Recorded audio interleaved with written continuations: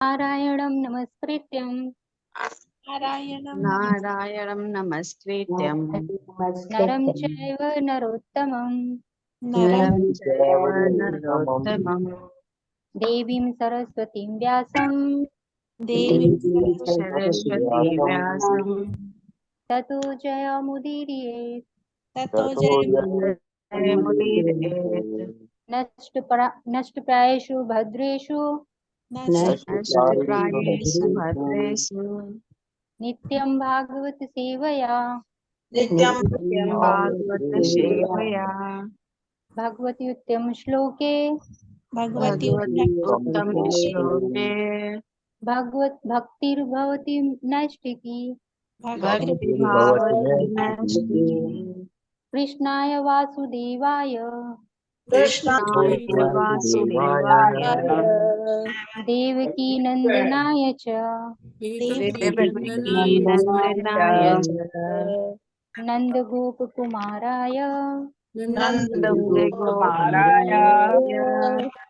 गोविंदाय नमो नमः। गोविन्दाय नमो नमः। मूकं करोति वाचालं मूकं करोति वाचालं पंगुं लंघयते गिरिं पङ्गुं लङ्घयते गिरिं। यत्कृपातमहं वन्दे वन्दे परमानंद माधवम्। परमानन्दमाधवम्। मंगलाचरण। ओम ज्ञानतिमिरान्धस्य ज्ञानाञ्जनशलाकया चक्षुरुन्मीलितं येन तस्मै श्रीगुरुवे नमः। श्रीचैतन्यमनोभीष्टं स्थापितं येन भूतले स्वयं रूपः कदा मह्यं ददाति स्वपदान्तिकं।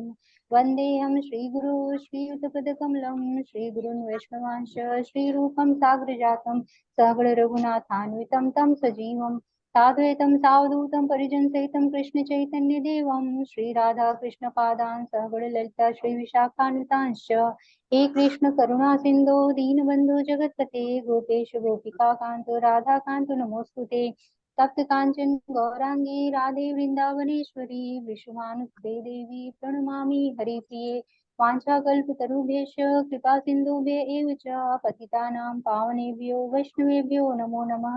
जय श्री कृष्ण चैतन्य प्रभु नित्यानंद श्री अद्वैत गदाधर श्रीवासादि गौर भक्त वृंद नमो विष्णुपादाय कृष्ण पृष्ठाय भूतले श्रीमते भक्ति वेदांत स्वामी नामिने नमस्ते सारस्वते देवे गौरवाणी प्रचारिणे निर्विशेष शून्यवादी पाश्चात्य देश तारिणे हरे कृष्ण कृष्ण कृष्ण हरे हरे हरे राम राम राम हरे हरे। जय श्री कृष्ण। सभी भक्तजन को दंडवत प्रणाम। Hare Krishna. Hare Krishna. Thank you so much, Jyoti Mataji, thank you for mata ji. leading thank the you. japa session and doing the Bhagavatam prayers. Thank you so much. आप सभी का हार्दिक अभिनंदन है आज के इस पौन अयोध्या के इस प्रातःकालीन जप सत्र में। सभी का धन्यवाद। अब हम लोग कहते हैं प्रभुपाद जी का कोट पढ़ते हैं। आज है 15 अप्रैल।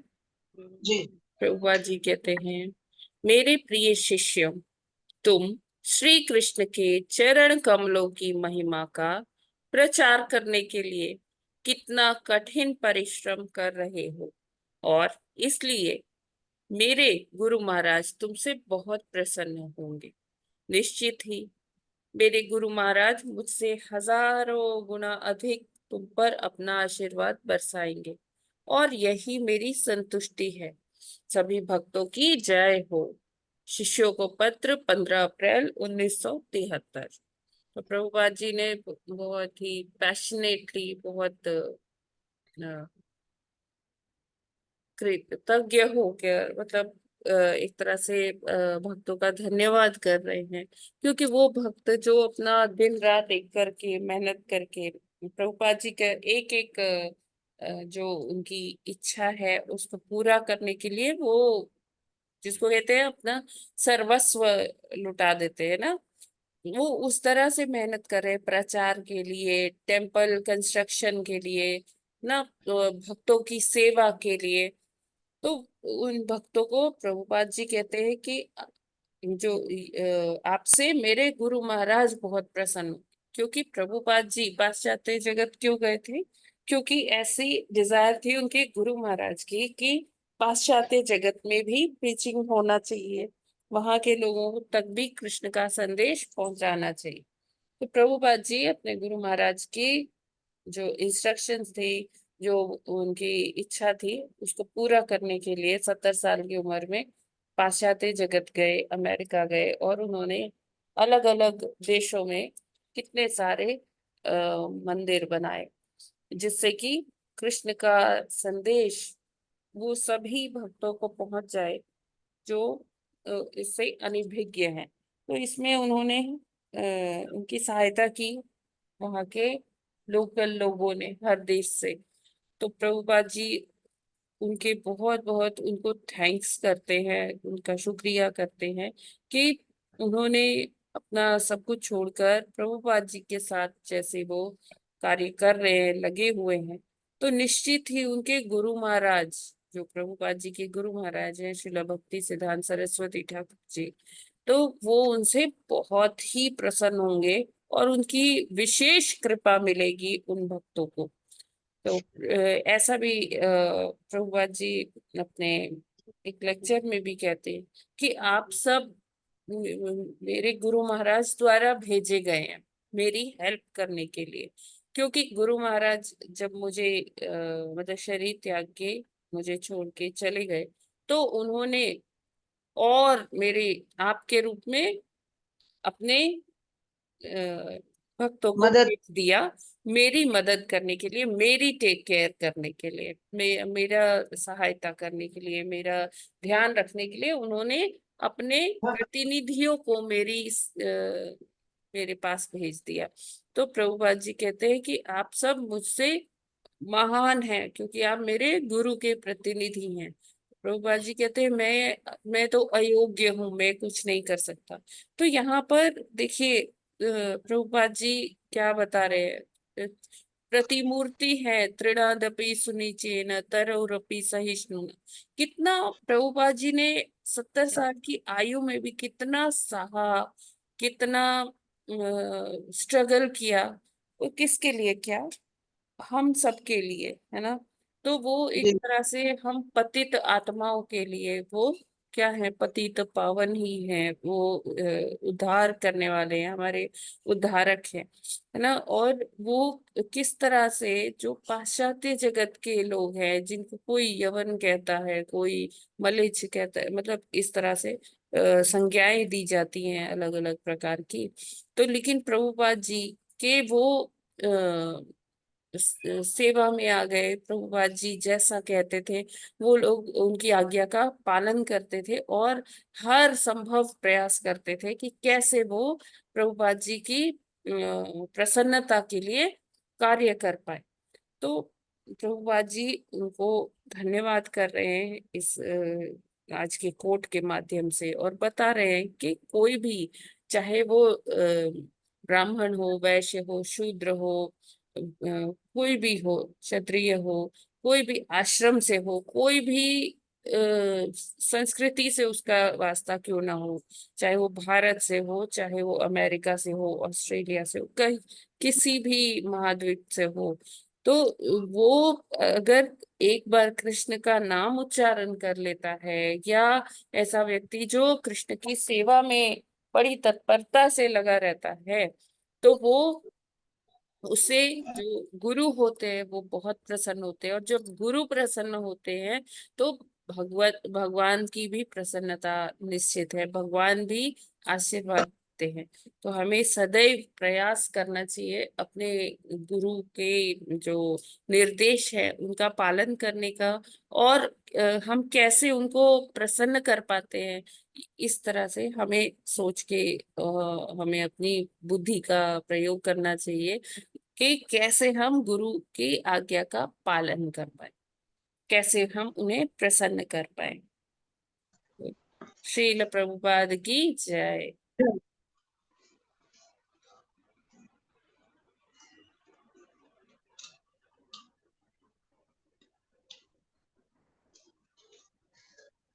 आज हमें करना है 9वां श्लोक। कल हम लोगों ने प्रभु जी के से सुना था, लेक्चर 3.8 का। तो आज हम लोग उसी के कंटिन्यूएशन में है ये श्लोक, जो कल हमने कल किया था, परसों किया था। 7, 8, 9 ये सारे एक कंटिन्यूएशन में ही है। ठीक है माता जी, हम पढ़ सकते हैं आगे जी। नमः श्लोक।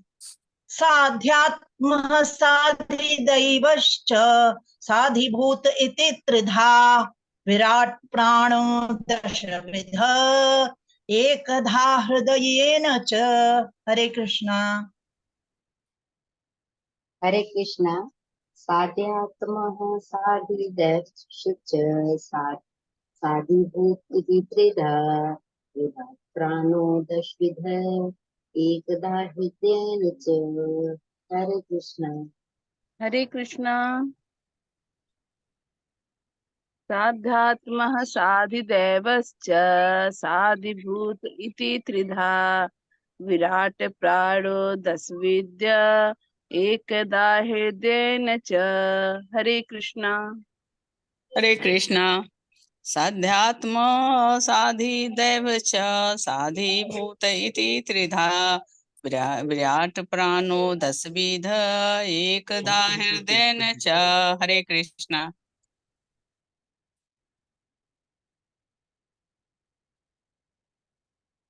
हरे कृष्ण। साध्यात्म साधिदिवश्च साधिभूत इति त्रिधा विराट प्राणो दशविधि एकदा हृदयेन च। हरे कृष्ण। हरे कृष्ण। साध्यात्म साधिदेवश्च साधिभूत इति त्रिधा विराट प्राणो दशविध एकदा हृदयेन च। हरे कृष्ण। हरे कृष्ण। स्वाध्यायः साधिदैवस्य साधिभूत इति त्रिधा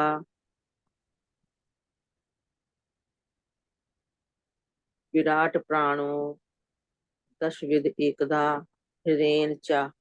हरे कृष्णा। ओके।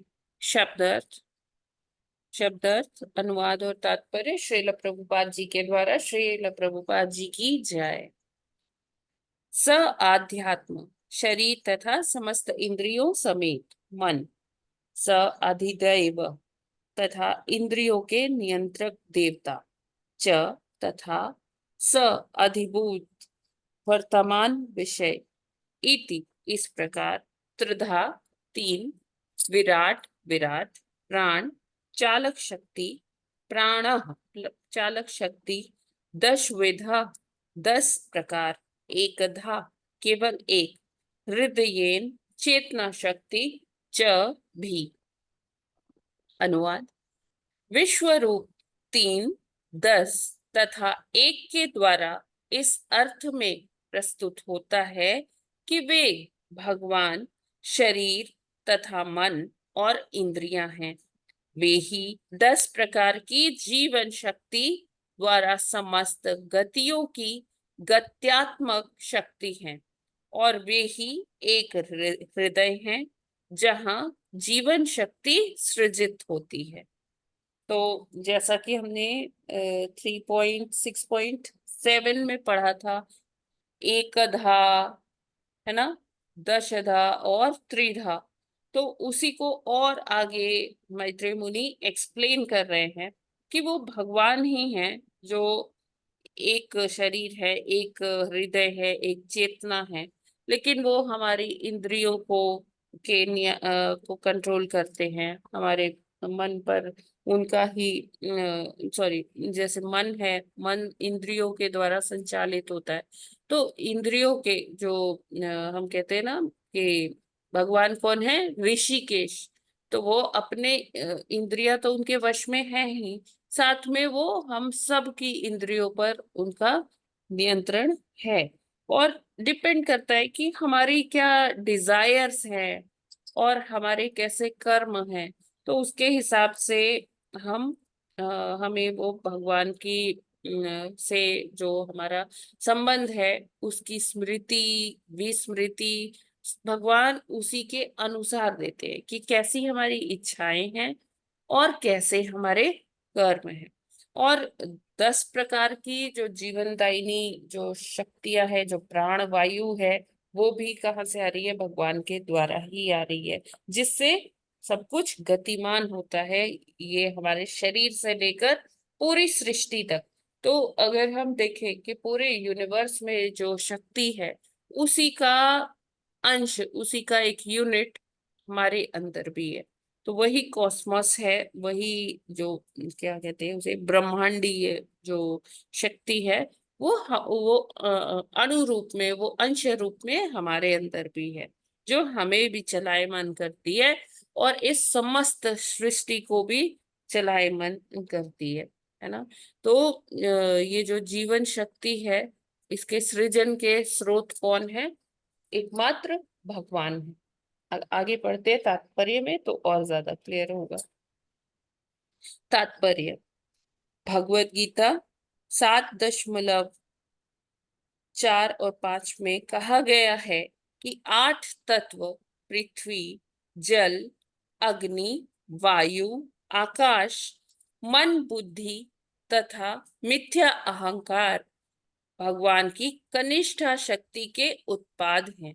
जबकि कनिष्ठा शक्ति का उपयोग करते दिखाई पड़ने वाले जीव मूलतः श्रेष्ठ शक्ति से, अर्थात भगवान की अंतरंगा शक्ति से संबंधित है। तो ये बोला गया है कि जीव कौन है? पराशक्ति है। और पराशक्ति किससे बनी है? ये जो हमारे ग्रॉस एलिमेंट्स होते हैं, ग्रॉस बॉडी होती है। ग्रॉस बॉडी किस चीज की बनी होती है? देखिए, 2 तरह के शरीर होते हैं, स्थूल शरीर और सूक्ष्म शरीर। तो स्थूल शरीर हम जानते हैं कि पंच महाभूत से बना हुआ है, जिसके तत्व हम सभी को पता है कि कौन से तत्व हैं? पृथ्वी, जल, अग्नि, वायु, आकाश। और जो सटल बॉडी है या सूक्ष्म शरीर है, वो किस चीज का बना है? मन, बुद्धि और मिथ्या अहंकार का। तो ये 8 तत्व हैं जो भगवान की कनिष्ठा शक्ति कहे जाते हैं। कनिष्ठा शक्ति मतलब कि इंफीरियर एनर्जी। देखिए, एक भगवान की इंफीरियर एनर्जी है, एक भगवान की सुपीरियर एनर्जी है, जिसको हम कैसे जानते हैं? अंतरंगा शक्ति और बहिरंगा शक्ति के माध्यम से। तो ये जो तत्व है, 8 तत्व है, ये भगवान की बहिरंगा शक्ति या कह लीजिए कनिष्ठा शक्ति से आते हैं। और जो इन तत्वों को जो आगे बढ़ाती है, वो क्या है? भगवान की अंतरंगा शक्ति है, जो भगवान की श्रेष्ठ शक्ति है। और जब उसका एक स्पार्क, उसका एक अंश जब सब शरीरों में प्रवेश करता है, तो ये पंच महाभूत से बना हुआ शरीर भी चलायमान हो जाता है। इसमें भी गतिविधियां होने लगती, कार्यकलाप होने लगते हैं। 8 कनिष्ठा शक्तियां स्थूल तथा सूक्ष्म रीति से कार्य करती हैं, जबकि श्रेष्ठ शक्ति मध्यवर्ती केंद्रीय जनक शक्ति के रूप में कार्य करती है। ऐसा मानव शरीर में अनुभव किया जाता है। तो हमने पढ़ा है भगवत गीता में कि ये शरीर कैसा है? मशीन की तरह से, ही यंत्र की तरह से।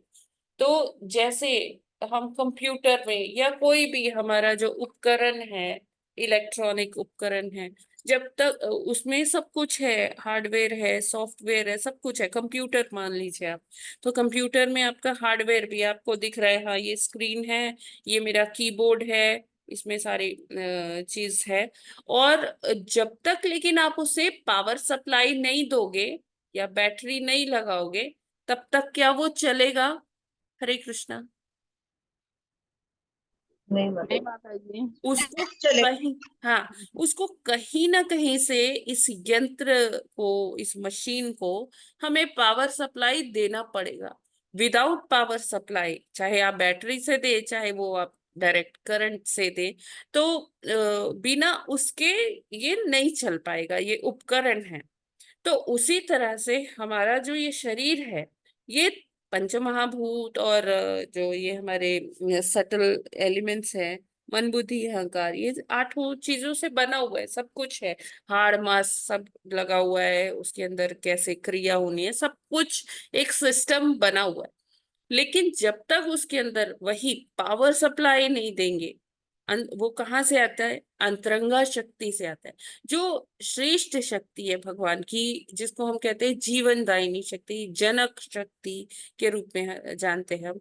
तो वो तब तक ये हमारा यंत्र जो है हिलता नहीं है, इसमें कोई गतिविधियां नहीं होती। अब इतने हम चाहते हैं, इतने रासायनिक क्रियाएं होती है हमारे शरीर में पाचन के लिए, है ना, अलग अलग, जैसे किडनी में अलग तरह का क्रियाएं होती है, लिवर में, गॉल ब्लैडर में, हमारे अमाशय में, हमारा हृदय जो 24 घंटे मतलब हर समय कभी रुकता नहीं है, हमेशा कार्य करता रहता है। तो वो जो हृदय को कौन वो उसमें सप्लाई पहुंचा रहा है? तो वो क्या है? भगवान की ही श्रेष्ठ शक्ति है, सुपीरियर एनर्जी है, जो इस स्थूल शरीर को चलायमान करती है। ये क्लियर है? इसमें कोई प्रश्न है क्या? हरे मतलब कृष्ण। ये मन बुद्धि और अहंकार कौन सी शक्ति बताया आपने? ये सारी प्रभु जी कनिष्ठा शक्ति में ही आ जाते हैं, ग्रॉस एलिमेंट्स और अच्छा, सटल ये भी एलिमेंट। कनिष्ठा में ही आएगी। जी जी। ठीक।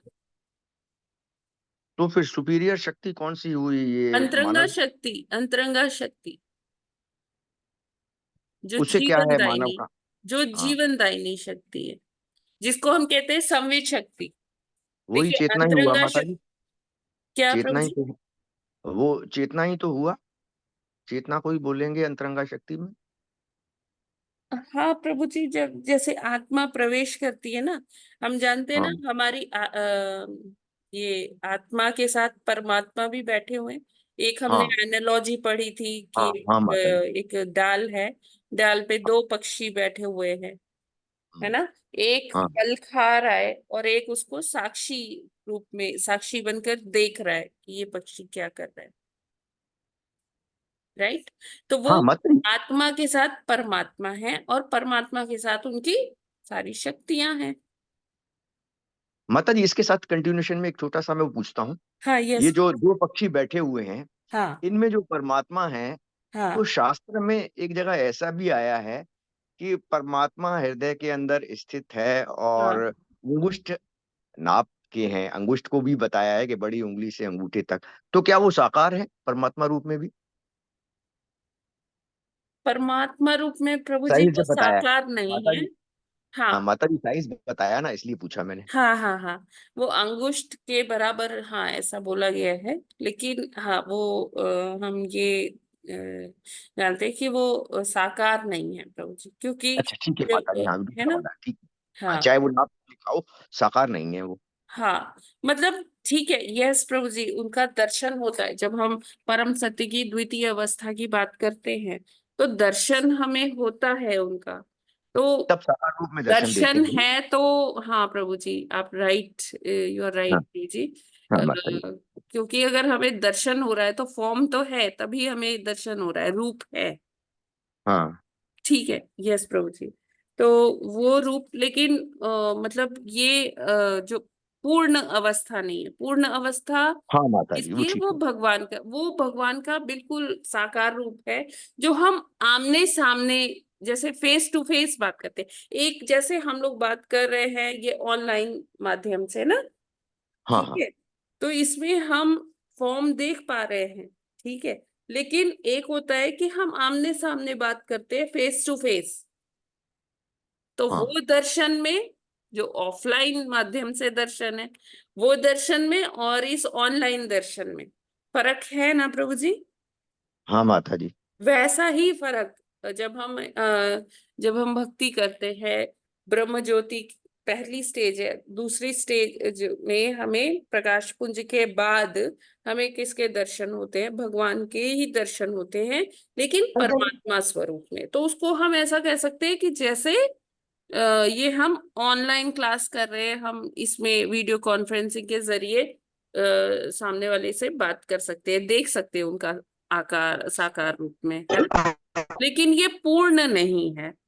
हाँ माता जी, पूर्ण नहीं रहेंगे वो, जी लेकिन जो भक्त लोग हैं परम स्टेज पे होंगे भक्ति के, तो वो दर्शन फिर भी कर सकते हैं उनके। जी प्रभु ठीक जी। है, साकार रूप नहीं है। Yes Prabhu ji. Thank you Prabhu ji for such a nice query. कई बार ऐसे होता है ना कि कुछ क्वेश्चंस के माध्यम से ही वो चीज और थोड़ा सा क्लियर हो जाती है। हाँ थैंक यू सो मच प्रभु जी। तो आगे पढ़ें। ये क्लियर है ना, ये 8 तत्व है, ये क्या है, ये इंफीरियर एनर्जी या कनिष्ठा शक्ति है, और इनको चलायमान करने के लिए भगवान की एक मतलब अंतरंगा एक शक्ति। चीज, ये Yes, कनिष्ठा शक्ति मतलब लोअर लेवल की है, हाँ जी। इंफीरियर है वो कहते हैं ना है ना? पराशक्ति और अपराशक्ति, हाँ हाँ हाँ हाँ है ना, हाँ, वही। समझ गई। ठीक।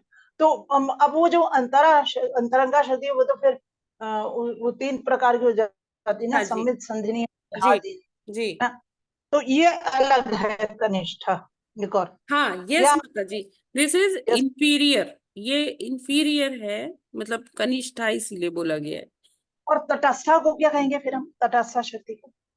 तटस्था शक्ति भी माता जी वो जीवों के लिए प्रयोग हाँ, होती है। तो वो वो दूसरे इंफीरियर वो है। दूसरे टर्म्स में प्रयोग होती है, क्योंकि मनुष्य अगर वो पराशक्ति से कांटेक्ट में आता है, मतलब तटस्था मतलब जैसे जो बाउंड्री पे रहता है ना, वो इधर भी जा सकता ठीक है इधर ठीक भी ठीक। जा सकता है। ठीक है। हाँ, मतलब जैसे दोनों तरफ। हाँ, ये समझने का कोई प्रयास कीजिए कि जैसे जीव वैसे पराशक्ति है भगवान की ना, भगवान की उसमें अंतरंगा शक्ति भी होती है, तो जीव क्या है, वैसे पराशक्ति है। लेकिन पराशक्ति। जीव को तटस्था शक्ति इस तरह से कहा गया है कि जीव के पास थोड़ी स्वतंत्रता है, उसके पास हम्म भगवान ने चॉइस दी है हम्म ना, फ्री विल जिसको हम कहते हैं, थोड़ी हम्म, स्वतंत्रता दी हुई है कि वो चुनाव कर सकता है कि मुझे इस रास्ते पर जाना है या इस रास्ते पर जाना है। अब वही मतलब एग्जाम्पल जैसे प्रभुपाद जी देते हैं कि चाकू है ना, हमारे पास चाकू दिया गया है, तो हम्म, उससे एक जीव जी जी जी।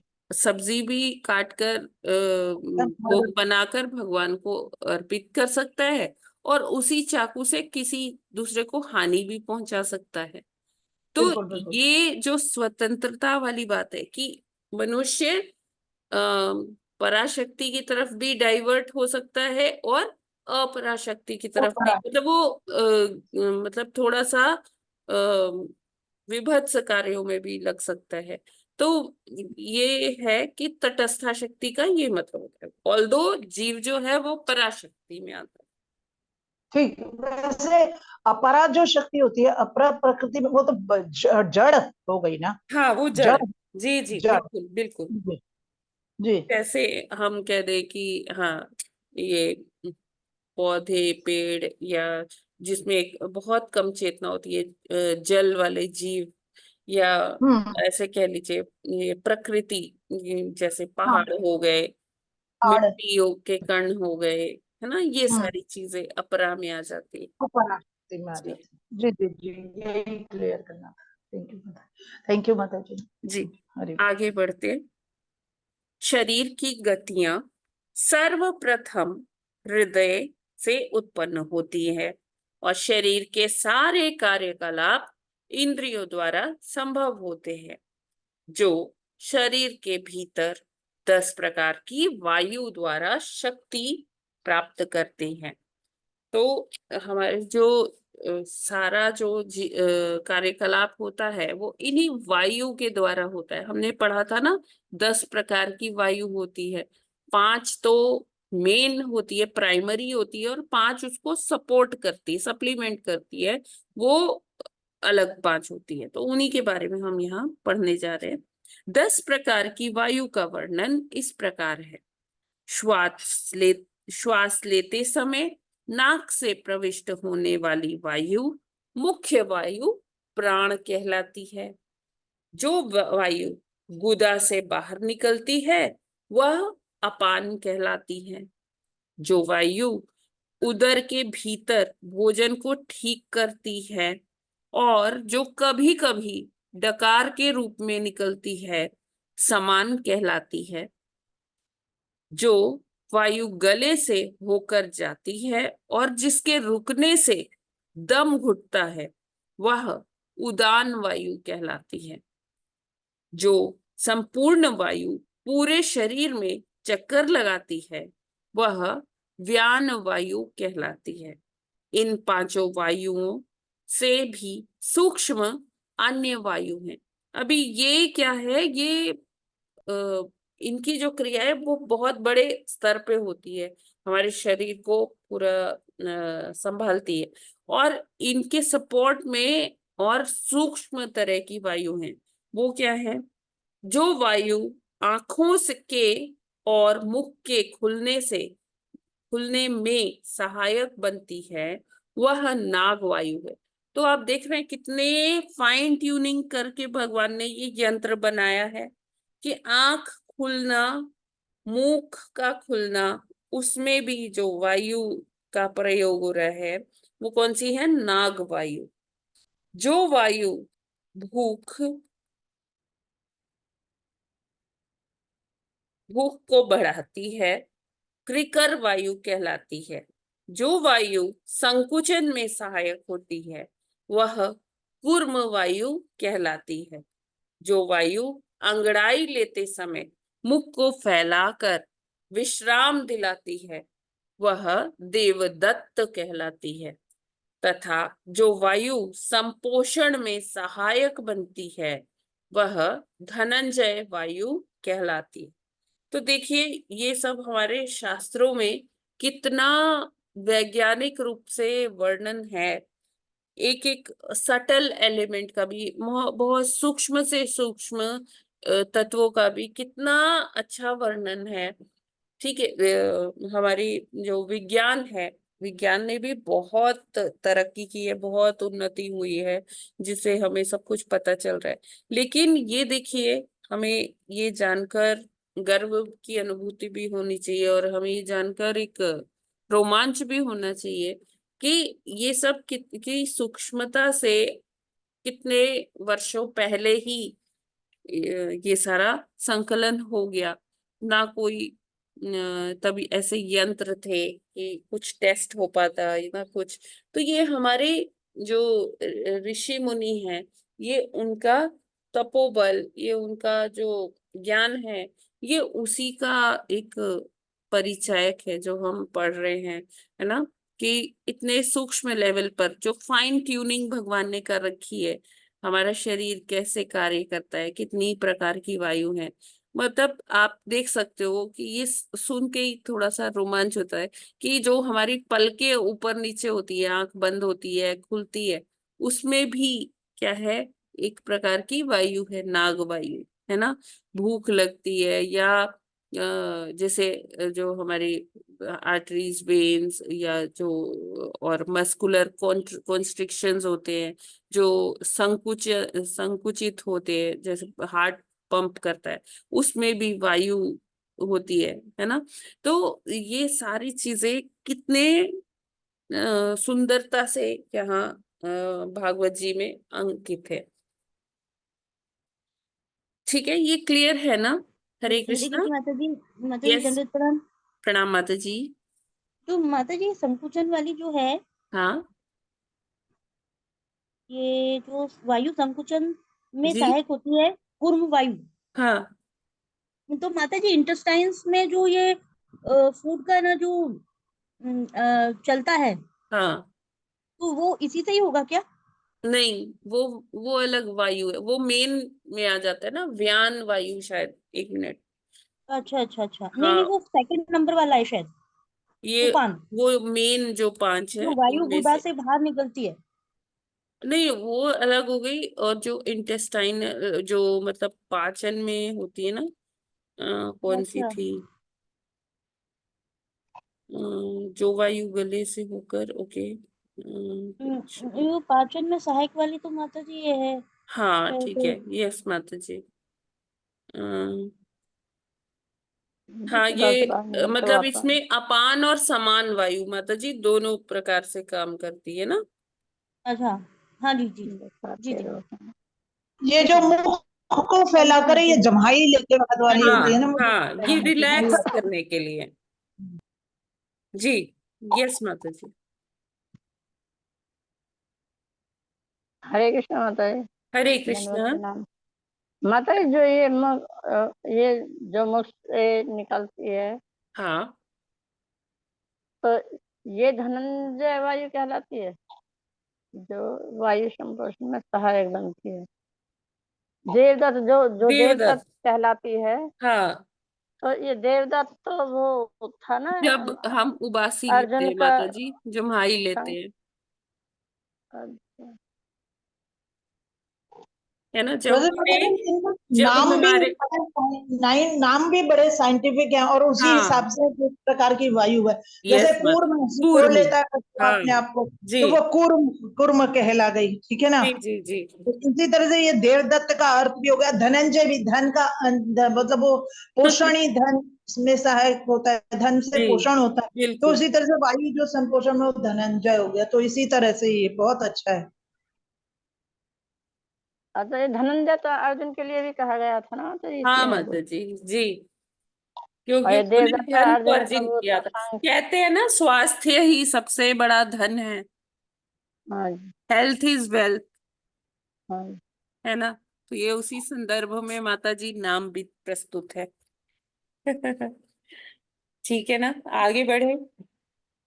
हाँ जी। ये सारी वायु हृदय के मध्य से उत्पन्न होती हैं और हृदय केवल एक है।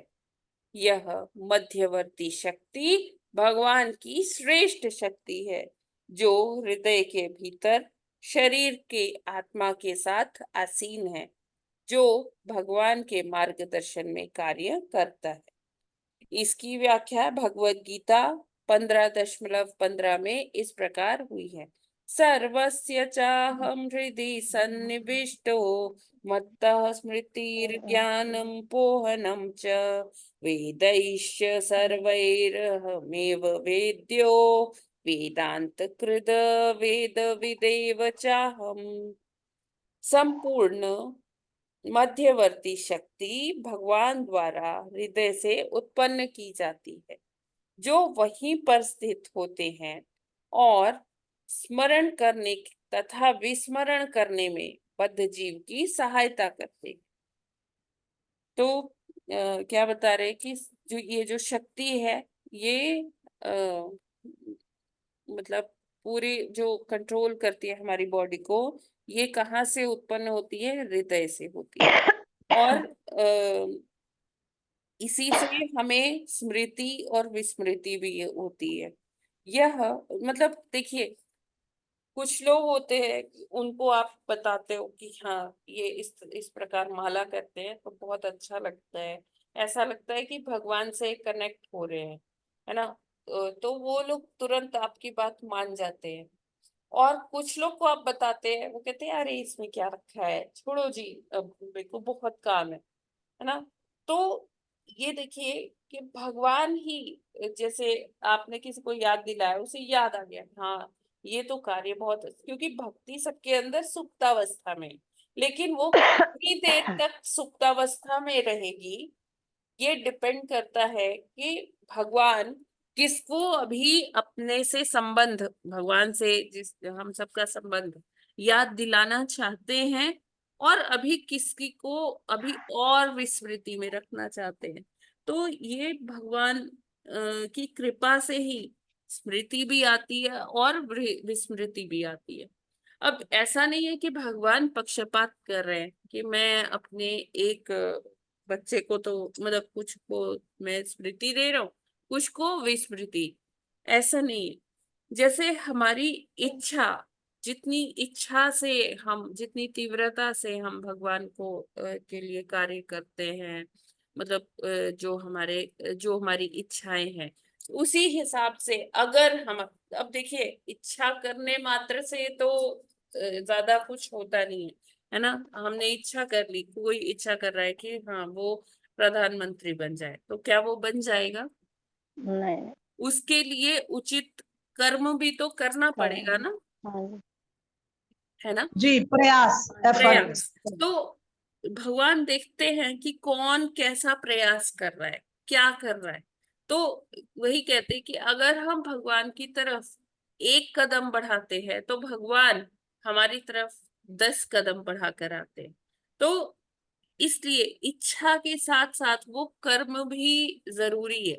उसी के अनुसार, उसी के अनुपात में भगवान हमें स्मृति भी देते हैं या विस्मृति देते हैं। ये पॉइंट क्लियर है क्या? हाँ जी माता जी। हाँ जी। जी।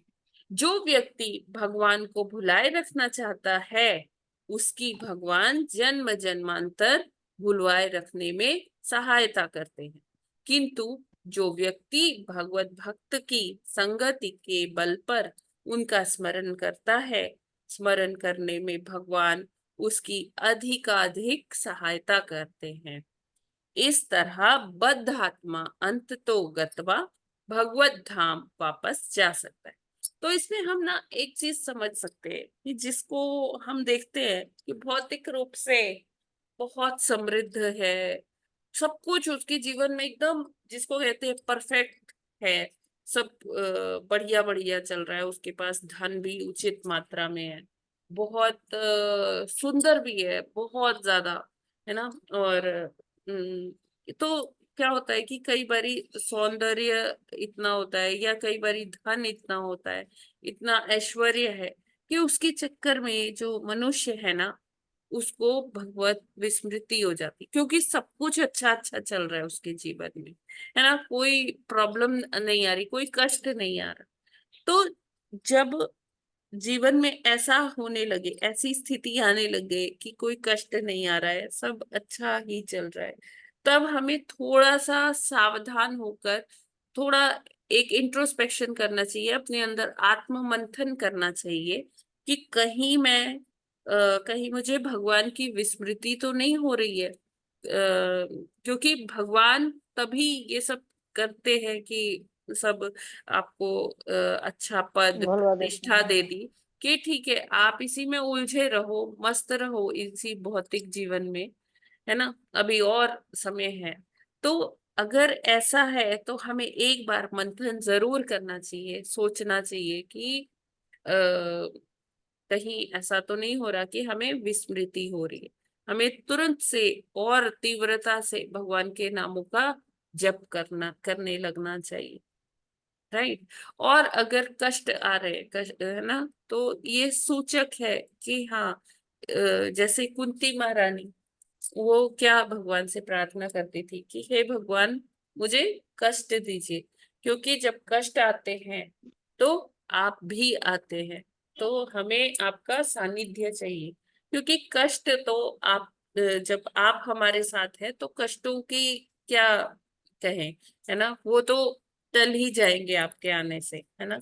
तो हम ऐसा कोई ऐसी प्रार्थना नहीं कर सकता जितना समर्पण कुंती महारानी ने शो किया है अपनी स्तुतियों में, अपने जीवन में। उनका जीवन भी अगर, उनका चरित्र अगर हम देखें तो पग पग पे उनको कठिनाइयों का, कष्टों का सामना करना पड़ा, है ना।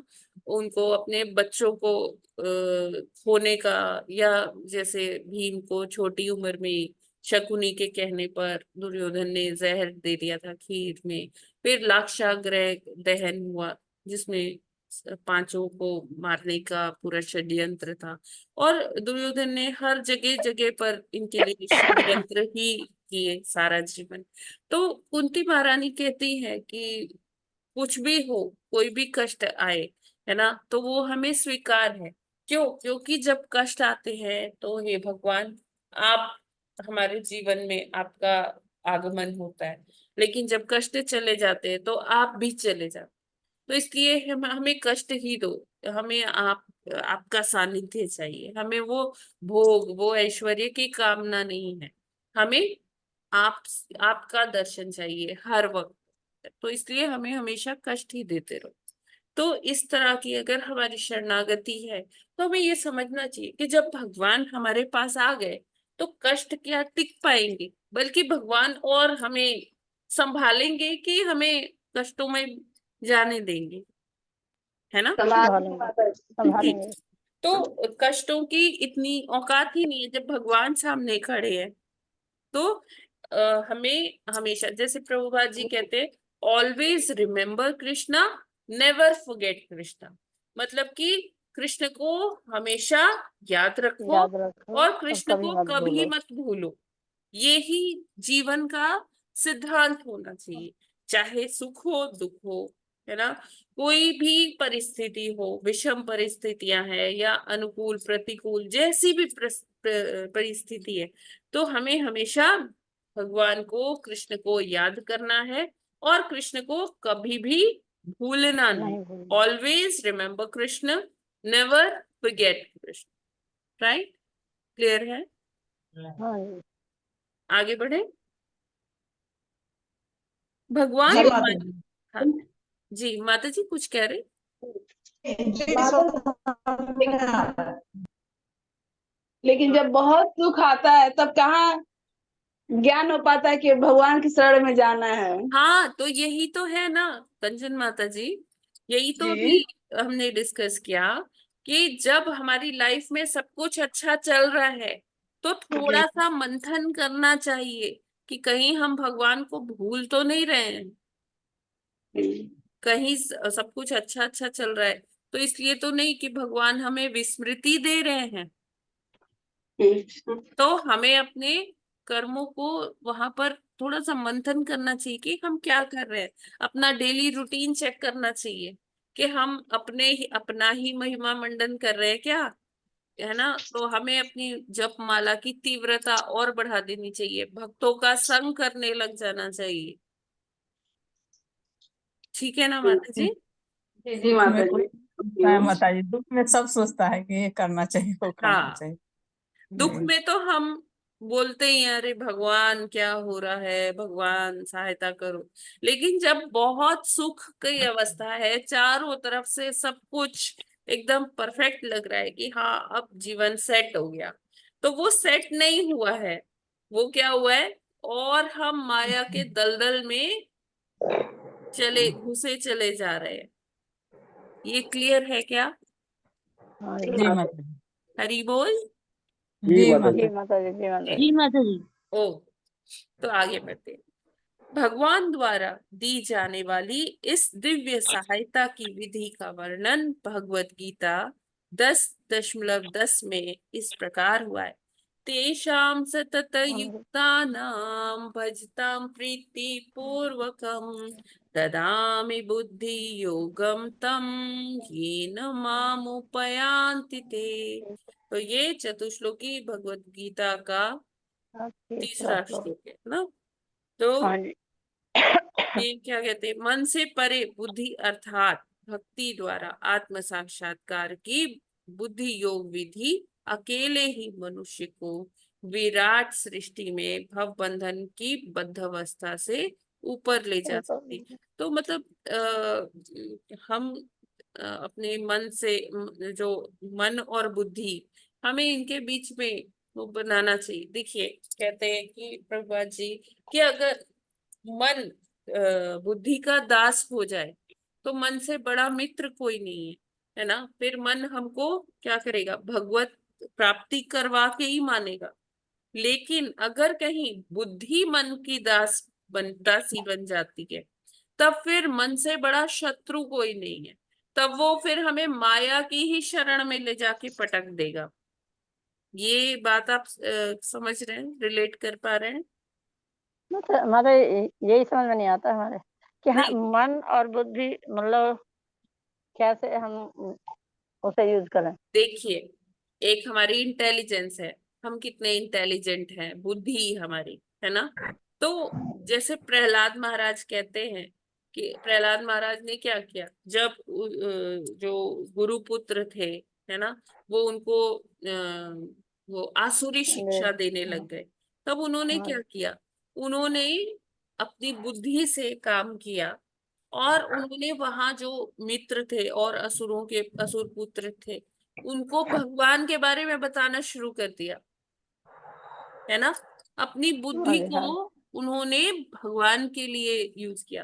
देखिए कुछ हाँ। जैसे अब हम कलयुगी लोग हैं, हम क्या करते हैं, अपनी बुद्धि को हम अपने इंद्रिय तृप्ति के लिए इस्तेमाल करते हैं, है ना। उसका प्रयोग, बुद्धि का प्रयोग कैसे करते हैं कि मेरे लिए क्या फायदा होगा, मैं यहाँ शेयर्स में पैसे लगा दूं, मैं यहाँ कर दूं, मैं ऐसे इन्वेस्टमेंट कर देती हूँ। तो हम देखते हैं मेरा फायदा किस चीज में होगा। लेकिन जो दैवी प्रकृति वाले, मतलब जो भक्त प्रकृति के लोग होते हैं, भक्त होते हैं, वो अपनी बुद्धि का इस्तेमाल भगवान की प्रसन्नता भगवान के लिए करते हैं।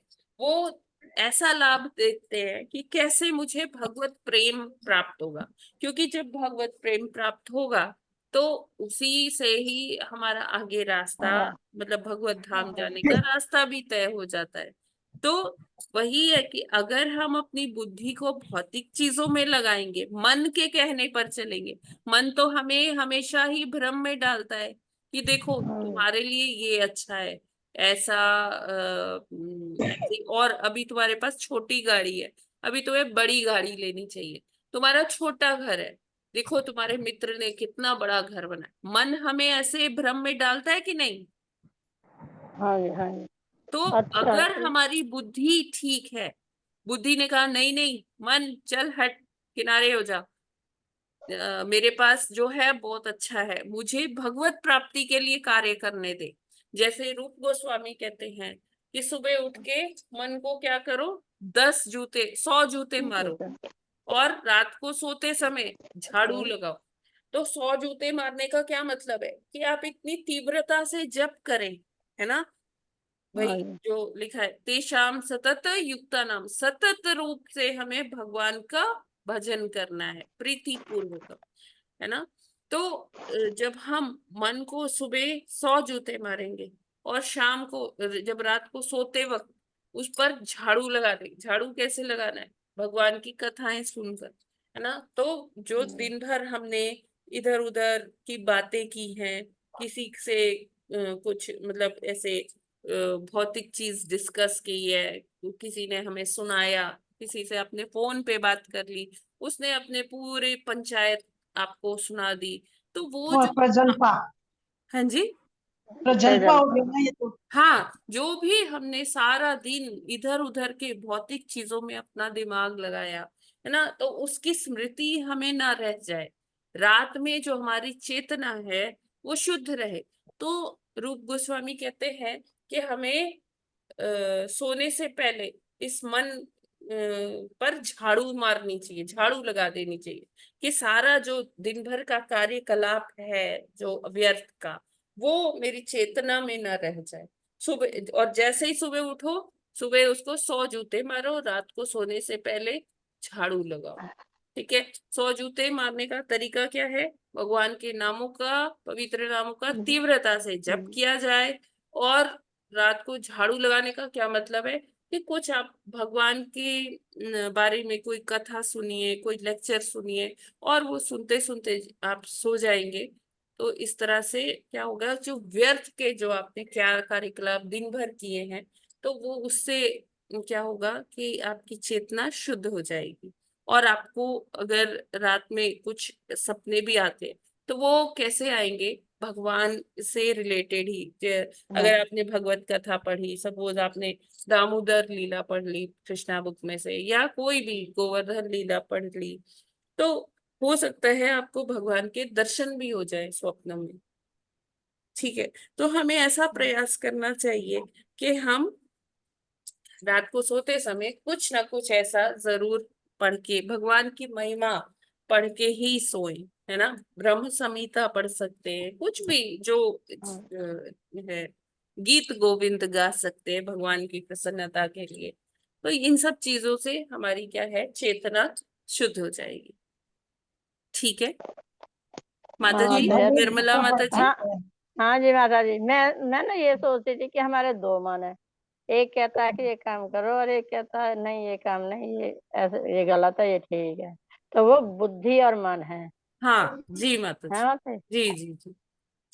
मैं एक तो मैं कि हमें दो मन है बुद्धि हमारे। को मन की दासी नहीं बनने देना है, हाँ जी, हमें क्या करना है, मन को बुद्धि का दास बनाना है। दास बनाना है। जी ये क्लियर है ना निर्मला माता हाँ जी? जी, हाँ हाँ जी, अब पता चल गया ना। मैं पहले बस यही सोचती थी बन कि हमारे दो मन है, एक गलत रास्ते पे चल रहा था तो एक ठीक रास्ते पे चल रहा था, तो हमें ठीक वाली बात माननी चाहिए, गलत नहीं माननी चाहिए। यस तो वो माता मन है जो जो गलत पे देखिए चलता है। तरीका क्या है ठीक और गलत समझने का, कि जो चीज हमें भौतिकता की तरफ ले जा रही है इसका हाँ, मतलब वो तो वो मन गलत। हमें भरमा रहा है। हाँ जो जी, चीज हाँ हमें भगवत प्राप्ति की तरफ ले जा रही है तो हाँ जी, वो बुद्धि है। वो ठीक हाँ, है ना? ठीक है माता जी, हाँ जी, हाँ। ठीक है हम आगे पढ़ते हैं। जीव की बद्ध अवस्था उस व्यक्ति जैसी है जो किसी विशाल यांत्रिक व्यवस्था की गहराई में हो। तो जो जीव है, ये लाइन बहुत डेप्थ में लिखी गई है प्रभुपाद जी के द्वारा, कि हमारी बद्धावस्था क्या है ना?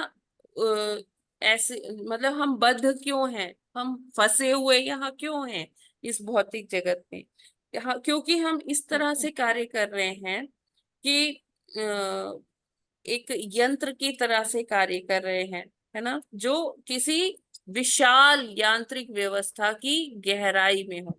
क्योंकि हम जैसे मशीन होती है, मशीन कई बारी बड़ी कॉम्प्लेक्स मशीन होती है, बहुत ज्यादा उसमें चीजें होते हैं, हमें समझ में नहीं आती है। फिर हम जब मैकेनिक को बुलाते हैं तो वो आकर देखता है कि हाँ कहाँ पर क्या प्रॉब्लम है ना? इतना सारा उसमें मशीन है कि वो हमें समझ में नहीं आती। इसी तरह से हम माया के जाल में इस तरह से फंसे हुए हैं, हर तरफ से हमको माया घसीट लेती है गहराइयों में, उस दलदल में। तो क्या होता है कि जब तक हम भक्तों का संग नहीं करेंगे, जैसे हमें मशीन अगर वैसी कुछ बड़ी सी मशीन है हमें नहीं समझ में आ रही तो हम मैकेनिक को बुलाते हैं ना, वो लोग आकर ठीक करते हैं। तो उसी तरह से हम भी ऐसे ही बद्धावस्था, यांत्रिक बद्धावस्था में फंसे हुए हैं कि जिसको ठीक करने के लिए हमें भक्तों का आश्रय लेना सावधान पड़ेगा। जरूर। ठीक है ना? तो हाँ जब हम हाँ, भक्तों के सानिध्य में आएंगे तो वो हमें हमारी बद्धावस्था से बाहर खींच मुक्त सकते हैं। करवा सकते हैं। ठीक है ना? और भगवत प्राप्ति के मार्ग पर तो वो ले आएंगे। फिर हमारे ऊपर है कि हम किस स्पीड से उस मार्ग पर चल रहे हैं। ठीक है ना? हाँ जी सही। माता जी, ये कुछ इस तरीके का होगा जैसे कि कॉम्प्लिकेटेड मशीन्स जो होती हैं, कॉम्प्लेक्स मशीन, उसमें कोई छोटा से छोटा स्क्रू भी खराब हो सकता है, तो हम उसी स्क्रू की तरह से हो सकते हैं, या कुछ भी छोटे से पार्ट की तरह, ऐसा ना? तो नहीं माता जी ऐसा नहीं, वो उसमें देखिए ये इस तात्पर्य में लिखा है प्रभुपाद जी ने कि जैसे बड़ी से मतलब बहुत बड़ी बड़ी मशीन्स होती है, अगर उसका एक छोटा सा यंत्र खराब हो गया तो हमें वो नहीं समझ में आ रहा, वो बहुत जटिल है ना, गहराई में जटिलता है। तो उसको ठीक करने के लिए जैसे हमें मैकेनिक को बुलाना पड़ता है। हाँ, जब बड़ी जी तो जो बड़ी हमारी कोई भी भी दिखाई दे बद्धावस्था जाए। उसी प्रकार से है कि हम इस माया के जाल में इतने ज्यादा फंसे हुए हैं कि बहुत भक्तों का गहराई में संग। है ना? हाँ माता सही। जी, वो जैसे हमने वो पढ़ा था कि वो जो अश्वत्थ वृक्ष की जो लताओं में ही हम फंसे हुए हैं, उसी हम्म। तरीके की अगर साम्य हो गया ना, ये थोड़ा हाँ जी, इस वही तरीके का। वही चीज कह रही हूँ मैं। हाँ, डाल डाल है ना? भटक रहे हैं हम, इधर से हाँ उधर, इधर से उधर ही बस। जी जी, बहुत डेंस है, बहुत ज्यादा घना है। मानसिक चिंतक अनेकानेक जन्मों के चिंतन के बाद ही बुद्धि योग के बिंदु तक पहुंच सकते हैं, किंतु बुद्धिमान व्यक्ति जो मन के ऊपर बुद्धि स्तर से प्रारंभ करता है, आत्म साक्षात्कार में तीव्र प्रगति करता है। तो हमें भक्ति से बुद्धि योग भी मिलता है, ये हमें प्रहलाद महाराज से पता चल जाता है। क्योंकि बुद्धि योग में किसी समय भी ह्रास या पीछे जाने का किसी प्रकार से भय नहीं हो रहता। अतएव आत्म साक्षात्कार के लिए यह विश्वसनीय मार्ग है, जिसकी पुष्टि भगवत गीता द्वारा 2:40 में होती है। मानसिक चिंतक एक ही वृक्ष पर बैठे दो पक्षियों को श्वेताश्वर उपनिषद से आत्मा तथा परमात्मा के रूप में नहीं समझ पाता। तो देखिए, जो ऐसे फिलोसफर्स हैं, ग्रेट जो कहते हैं थिंकर्स होते हैं, विचारक प्रवृत्ति के जो लोग होते हैं, तो वो लोग भगवान की इस महिमा को नहीं समझ पाते हैं, है ना। उनसे कहा जाता है हमारे अंदर परमात्मा है, हमारे अंदर भगवान वास करते हैं। वो कहते हैं कि ऐसा कुछ नहीं होता, ये सब आपका भ्रम है, ये सारा कुछ वैज्ञानिक तरीके से चलता है। हाँ जी, वैज्ञानिक तरीके से चलता है, पूरा विज्ञान है, लेकिन किसके द्वारा ये बनाया गया है, ये यंत्र, ये शरीर जो चलायमान हो रहा है, ये भगवत कृपा के भगवान बिना नहीं चल सकता, नहीं संभव। है ना। तो यहाँ पर हमें समझना होगा कि परमात्मा हमारे अंदर वास करते हैं, हमारे हृदय में वास करते हैं। ये उस वृक्ष की तरह ये यंत्र है जिस पर दो पक्षी बैठे हुए हैं। एक पक्षी लगातार क्या कर रहा है, फल खा रहा है और ना। दूसरा और ये दूसरा कौन से दूसरा फल हैं, ऊपर ये भौतिक फल हैं, भौतिक फल। ठीक है। और वो जी जी। मगन है, वो फल खाए जा रहा है, खाए जा रहा है, उसको और कोई एक फल खत्म होता नहीं है, वो दूसरे फल की तरफ आंख लगा के देखता रहता है कि हाँ इसके बाद मुझे ये खाना है। तो ये हमारी क्या है, डिजायर्स है, हमारी इच्छाएं हैं, जो इच्छा है। एक के बाद एक इच्छा, एक अभी इच्छा पूरी नहीं हो रही है, दूसरी इच्छा पहले जागृत हो गई कि अभी मेरे को ये भी लेना है, वो भी करना है, ये ऐसा कर लूं, ये कर लूं, इससे मुझे ज्यादा सुख प्राप्त होगा, ठीक है। तो वो जो एक पक्षी है वो लगातार फल खाए जा रहा है, जबकि भगवान क्या कहते हैं कि कर्म करना आपके हाथ में है, लेकिन फल देना वो भगवान मेरे कंट्रोल में है, ठीक है, आपके कंट्रोल में नहीं है। तो नहीं, हमें क्या भगवान ने बोला है कि हमें कर्म करना है अपना, और कैसा कर्म करना है, कृष्ण कृष्ण भावना भावना भावना भावित कर्म करना है। तभी हम क्या होगा कि हम कर्म के बंधनों में नहीं पड़ेंगे। कर्म के बंधनों में हम कब कब पड़ते हैं, जब हम फल की चिंता करते हैं कि इसका रिजल्ट क्या होगा, मेरे को क्या मिलेगा, मैं ये काम करूं तो क्या मैं पाऊंगा, क्या मुझे प्राप्त होगा। तो जब हम इस तरह से सोचते हैं, फल की चिंता करते हैं, तो फिर हम बंधनों में फंस जाते हैं। जब हम निष्काम कर्म करते हैं या कृष्ण भावना भावित कर्म करते हैं, तो फिर हम बंधनों में, बद्ध अवस्था में नहीं जाते। व्यष्टि आत्मा तो वृक्ष का फल खाता है, किंतु दूसरा पक्षी फल खा रहे पक्षी के कार्यकलापों का अवलोकन करता रहता है। यह साक्षी पक्षी फल खा रहे पक्षी को सकाम कर्म करते रहने में, सॉरी, यह साक्षी पक्षी फल खा रहे पक्षी को सकाम कर्म करते रहने में पहुंचाता है। जो व्यक्ति आत्मा तथा परमात्मा या ईश्वर और जीव के इस अंतर को नहीं समझ सकता, वह अब भी विराट यंत्र के पाश में है। अतएव उसे उस समय की प्रतीक्षा करनी होगी जब वह इस बंधन इनसे छूट सकेगा। तो ये जो ज्ञान है कि परमात्मा मेरे अंदर है, साक्षी है वो हर चीज के, जो भी मैं कर्म कर रही हूँ, है ना। हम सोचते हैं कि हम इस कमरे में अकेले हैं, जो मन हो हम वो कर सकते हैं, कुछ भी कार्यकलाप कर सकते हैं, कोई देखने वाला नहीं है, लेकिन वो भगवान साक्षी को देख हमारे रहे हैं, अंदर ही है। और वो हमारे कर्म देख रहे करने हैं। से पहले ही, जब हमारे मन में आ रहा है कुछ, वो हमारे मन को पढ़ लेते हैं, और जब हम कोई कर्म करते हैं तो उसको वो रिकॉर्ड भी कर लेते हैं, देख रहे हैं, साक्षी हैं, ठीक है। और जब हम ये शरीर छोड़कर जाएंगे, जब हमारा हिसाब होगा, तब वो वही रिकॉर्डिंग चलाते हैं कि देखो ये आपने क्या किया, है ना। और जो इस आत्मा परमात्मा के विज्ञान को समझ पाता है, वो तो मुक्ति पथ पर पहुंच गया, यानी कि वो भगवत प्राप्ति के पथ पर तो आ गया। लेकिन जो अभी इसे नहीं समझ पा रहा, तो उसकी अवस्था क्या है कि वो इसी यांत्रिक व्यवस्था में अपने आप को और अंदर उलझाए जा रहा है और वो माया के दलदल में फंसता चला जा रहा है। तो इसका मतलब है कि अभी उसे और प्रतीक्षा करनी होगी जन्म जन्मांतर की, कि उसको भगवान इस विस्मृति से निकालें और उसको वो स्मृति प्रदान करें, जिससे उसे ज्ञात हो कि वो भगवान का ही तो अंश है, भगवान की ही संतान है, भगवान उसके अंदर परमात्मा स्वरूप में विराजमान है। हरे कृष्णा। ये हरे क्लियर है हरे क्या? इसमें कृष्णा कोई माता। प्रश्न? हाँ जी माता जी। माता जी बहुत अच्छा, बहुत ही बढ़िया, हाँ जी बहुत माता बढ़िया। माता माता जी जी इसका मतलब इतना ज्यादा क्लियर है, आप कोई गलती करने के पहले इंसान सोचेगा कि क्या करना है, कैसे रिकॉर्ड हो रहा है। जी माता जी।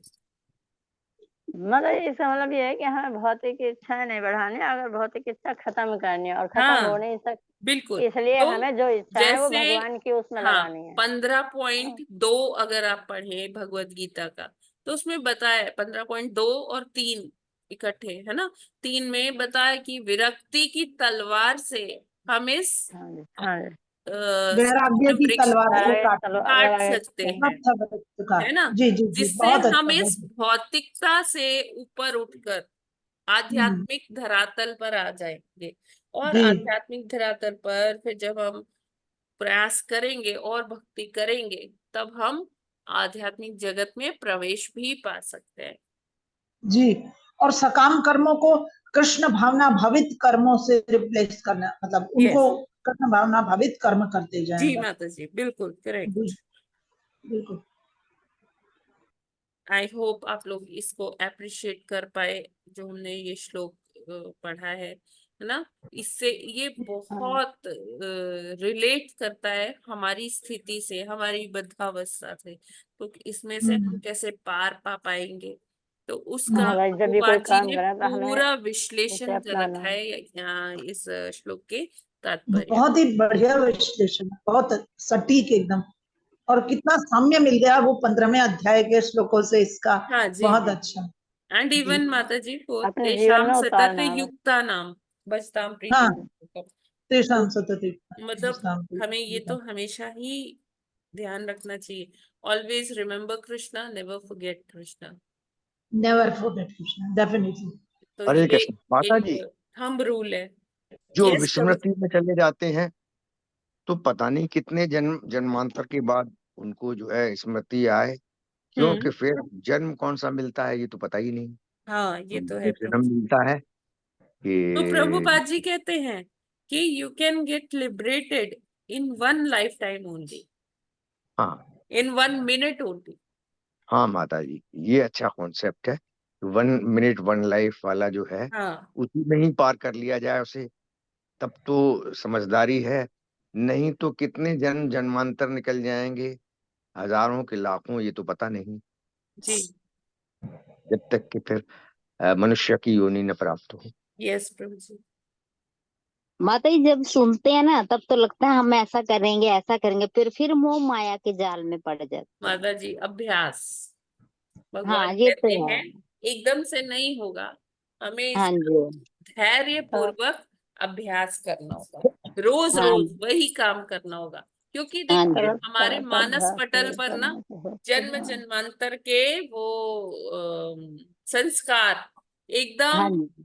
छपे हुए हैं। जैसे वो टैटू बनवाते हैं ना, हाँ जी। हाँ जी, वो छाप तो छाप वो पे एकदम छाप छप जमती जा जाता रही है। है। हाँ तो उसके हाँ। ऊपर अगर आप कोई और टैटू बनवा लेंगे तो कुछ समझ में आएगा डिजाइन? नहीं, परमानेंट है है ना। माता जी। तो धीरे धीरे जब नीचे वाले इम्प्रेशंस धुंधले पड़ेंगे और जो नए संस्कार हैं उनके इम्प्रेशंस गहरे होंगे, तब हमारी जो चेतना है वो शुद्ध होगी। बिल्कुल ठीक माता जी। पता चलता है भाई, जैसे अगर हम ये सोचते हैं कि ये काम नहीं करना और जब हम करते हैं तो फिर वो एकदम ध्यान पे आ जाता है कि अरे ये तो बोला था कि ये नहीं करना है, फिर क्यों कर लिया। वही है कि हाँ तो हमें भगवत भक्तों का संग नहीं छोड़ना है। हाँ जी जब हाँ हम जी। संग में कार्य करेंगे ना, तो वो तो वो रिपीट होते हमारा जाते हैं। जो है हर दिन हमारी चेतना शुद्ध होगी।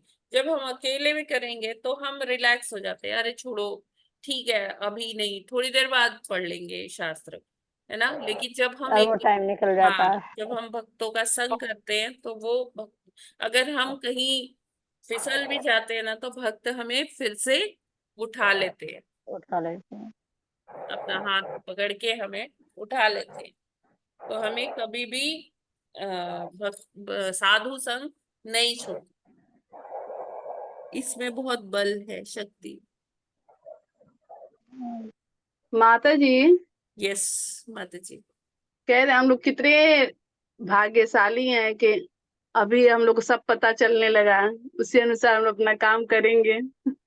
जी माता जी, ऑल आपका ग्लोरीज टू सपोर्ट दर्शन मिल प्रभुपाद गया। जी, जी जी जिन्होंने इतनी सरलता से हमारे लिए इतने इतने ये तात्पर्य लिखे, वरना हमारी बुद्धि ये श्लोकों को समझने के लिए नहीं, मतलब बहुत मुश्किल होता हमें। माता जी सादर प्रणाम, हरे कृष्णा। हरे कृष्णा माता जी। माता जी ये एसोसिएशन का जो भी है ना क्रेडिट प्रभुपाद जी को तो है ही, टेक्नोलॉजी को भी है, नहीं तो माता जी हम यस, आपसे कनेक्ट ही नहीं हो पाते। और हाँ, ये सब दिव्य ज्ञान का जो डिस्कशन भी हो रहा है ये हमारे कर्ण में तो आते ही नहीं। हम तो एग्जैक्टली ऐसे माता जैसे जी। पहले पहले की तरह घूमते थे टीवी अभी भी देखते हैं, थोड़ा थोड़ा झूठ क्यों बोले, हाँ हाँ, बट पहले की तरह जो हम मतलब बिल्कुल भी भगवत भक्ति नहीं हो पाती थी, बिल्कुल भी थोड़ा सा भी श्रवण, जैसे कि श्रवणम कीर्तनम पाद सेवनम जो है, यस श्रवणम माता तो जी। बिल्कुल भी नहीं होता था माता जी। और हम्म। और ये जो डिस्कशन है अच्छा भी लगता है, बहुत अच्छा लगता है ये सुन के। जी जी जी। ये अपनी तो एसोसिएशन कमियां माता पूरी, जी, लेट्स कमियां सब एनालाइज, लेट्स पॉन्डर कि ये टेक्नोलॉजी कहाँ से आई। भगवान ने ही भगवान ने किया, दी। जिसकी हाँ, तभी तो भगवान भगवान के ने हमको वो उद्गम है। सारे टूल्स दे रखे जी, हैं माता जी, जी। ये डिस्कशन से ही ऐसी ऐसी चीजें उभरती है ना माता जी। सो हाँ, actually this discussion becomes a fruitful one. वैसे तो एग्जैक्टली। डिस्कशन जो करते हैं लोग बैठ के, हम लोग जो कहते हैं हम्म, अरे उसने वो किया वो किया, वो अच्छा नहीं लगता है, बट बिल्कुल। फिर भी एट टाइम्स करना पड़ जाता है। मतलब आप हाँ, अगर प्रेजेंट हो तो सुनने में आ जाते हैं। लेकिन ये वाला डिस्कशन जो है ये चित्त को आनंद प्रदान करने वाला है। यस, यस मतलब माता जी। संतुष्टि आती है, एक एक एक कंटेंट फील होती है, संतुष्टि राइट, टाइप का फील होती है। बिल्कुल बहुत माता बहुत जी। धन्यवाद माता जी, बहुत बहुत thank you very very much. जी माता माता जी जी आप बहुत जब बहुत करते हैं थैंक यू। सुप्रिया माता जी, जी माता जी हरि करती हूँ, बोल।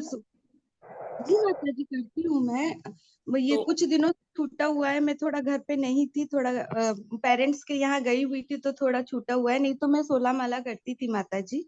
तो आप करना चाहोगे जो सुबह जप होता है। हाँ माता जी एक्चुअली मैं दोनों वो रहती हूँ ना, वो अयोध्या उसमें भी रहती हूँ और इसमें भी रहती हूँ तो अच्छा अच्छा अच्छा, हाँ ठीक है, नो इश्यूज। हाँ तो मैं कर कहीं सकती हूँ भी माता रहिए जी। माता जी, ये हमारा सतत, तेषाम सतत युक्ता नाम भजताम प्रीति पूर्वकम, ये चलना चाहिए। हम मैं कहीं दोनों भी में किसी जगह से भी एसोसिएटेड रहे, दोनों इस्कॉन अयोध्या का है, व्हाट्सोएवर आप कहीं ज्वाइन करिए, लेकिन सबसे हमारा ये पहले, कार्य चलना चाहिए। जी जी माता जी, सबसे पहले जब कोविड शुरू हुआ था मैं तब से जुड़ी हुई हूँ। जी जी जी, ओके, शिखर तभी शुरू हुआ था। जी हरि जब बोल। स्टार्ट किए थे तब से, गुरुजी ने जब स्टार्ट किए थे हाँ तब हाँ से मैं, हाँ जी। हाँ तो मैं कर सकती हूँ माता जी, मैं दोनों में ही रहती हूँ, अच्छा इसमें अच्छा, भी। ठीक है माता जी, थैंक यू जी सो मच। जी माता जी, Radhe Krishna, Hare Krishna. Hare Krishna. Okay, right, any other questions. Hare Krishna Hare माता जी। कृष्ण माता जी जी, प्रभु जी। दंडवत प्रणाम। हाँ माता जी, मैं थोड़ा मन बुद्धि वाला कंसेप्ट अपना क्लियर करना चाहता हूँ। हाँ जी प्रभु जी आ, बताइए। जैसे माता जी, जैसे हम जो है शरीर जो है, जो हमारा जो शरीर जो है वो राजा के रूप में काम कर रहा है, और बुद्धि जो है वो मंत्री के रूप में, और मन जो है वो रानी के रूप में, जो हमेशा स्वार्थ की भावना से मतलब अपनी इच्छा पूर्ति के लिए डिमांड रखता है राजा के पास। हाँ, लेकिन कभी भी इच्छा की पूर्ति के लिए मंत्री को बीच में लाना चाहिए, बुद्धि रूपी मंत्री को, कि बिना हम्म, विचार किए वो काम को नहीं करना चाहिए, कि वो तो ये इस कंसेप्ट से इसको समझ सकते हैं क्या? बिल्कुल समझ सकते हैं प्रभु जी। हमें जिस समझना जरूरी है, एनालॉजी कोई भी हो सकती है। जी माता जी, तो मतलब कोई किसी भी चीज का बिना मंत्र के जिस सलाहकार नहीं एनालॉजी करना से आप रिलेट कर पाए, बस समझना ये प्रिंसिपल जरूरी है। किस रास्ते से समझ रहे हैं, दैट इज ओके। ठीक है ना प्रभु मतलब जी? आज वाला श्लोक में शूट हो रहा है ना माता जी? हाँ जी, बिल्कुल हो रहा है। जी माता जी, यही पूछना था माता जी, क्योंकि ये मैं किसी वरिष्ठ वैष्णव का सुना था उसमें। हाँ हाँ हाँ, बिल्कुल बिल्कुल प्रभु जी, बिल्कुल सूट हो रहा है। तो वो मेरे को उस टाइम से मेरे को अंदर आ गया कि ऐसे ही जी, लाइफ में वही रहने से। चीज मैं कह रही हूँ, जिस चीज से हम रिलेट कर पा रहे हैं और किसी सिद्धांत को समझ पा रहे हैं, तो क्या बुराई, अच्छा है आप अगर इससे समझ पा रहे हैं। जी माता जी, प्रेमानंद महाराज के प्रवचन में सुना था। जी जी जी, ओके, थैंक यू माता जी। हरी बोल। Yes, any other question? तो फिर हम यहीं पर विराम करते हैं। आज टाइम हरे हरे कृष्ण। जी, श्री ग्रंथराज श्रीमद् भागवतम की जय। जगत गुरु श्रील प्रभुपाद की जय। जय। नामाचार्य हरिदास हरिदास ठाकुर की ठाकुर जय। की जय। अनंत कोटि वैष्णव भक्त वृंद की जय। की जय। वांछा कल्पतरुभ्यश्च सर्वभूतेभ्यः कृपा कृपा सिन्धुभ्य एव च पतितानां वैष्णवेभ्यो वैष्णवेभ्यो हरे कृष्णा। सभी को दंडवत हरे प्रणाम। दंडवत प्रणाम। हरे कृष्ण कभी माता सभी कहीं जी पूज्य को त्रुटि सभी हो प्रणाम। गई माताजी हो को तो मुझे दंडवत क्षमा प्रणाम। करिएगा। सभी माता जी को दंडवत प्रणाम। हरे कृष्णा। बाबा जी आपको दंडवत प्रणाम। प्रणाम हरे प्रभु कृष्ण जी, माता जी, दंडवत प्रणाम। दंडवत प्रणाम माता जी। हरे कृष्ण माता जी, दंडवत प्रणाम। माताजी दंडवत